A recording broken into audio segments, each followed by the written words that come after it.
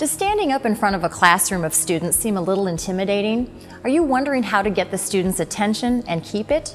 Here are some typical situations that you may encounter in your classroom.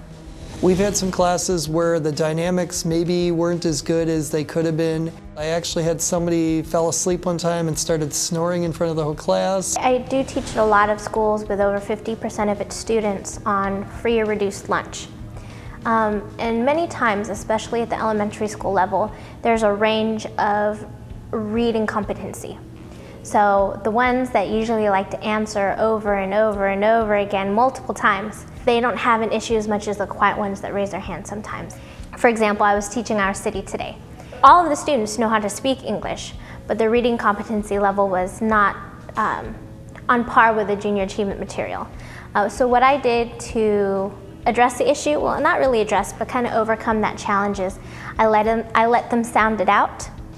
So industrial, and then I'm like, industrial, great job, and then I kind of pronounced it the way it is pronounced. I will direct questions toward the individuals who maybe aren't paying as much attention as they should, or they're hearing side conversations, or I might just make a nice comment saying, you know, let's bring the discussion back here because, you know, I'm trying to go through this material. If it ever gets out of control, the teachers always step in and they will, you know, they will direct the students. But I like to try to make it more personal between myself and the students because that way they don't feel like, you know, I'm some kind of outside interloper. I like to feel like I'm part of the classroom, and if I can get their attention in my own way, I think it's a lot more valuable than it is to have the teacher kind of do my disciplining for me. Silence speaks volumes. Because after a while, they start to realize that we're listening to those conversations. And oftentimes I might say, you know what, your conversation is more important than mine, so we'll wait. Well, it was challenging because the children are at the age where they want to be funny and they want to crack jokes and they want to be the class clown because that's all a part of fitting in. Typically in a high school class, you're going to have a variety of behaviors. You may have those kids that are not engaged. You may have conversations on the side.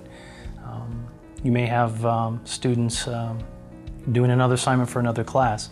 But I think a lot of times what the volunteer can do is try to be as engaging as possible and try to include everyone. And I think a lot of times those behaviors are diminished.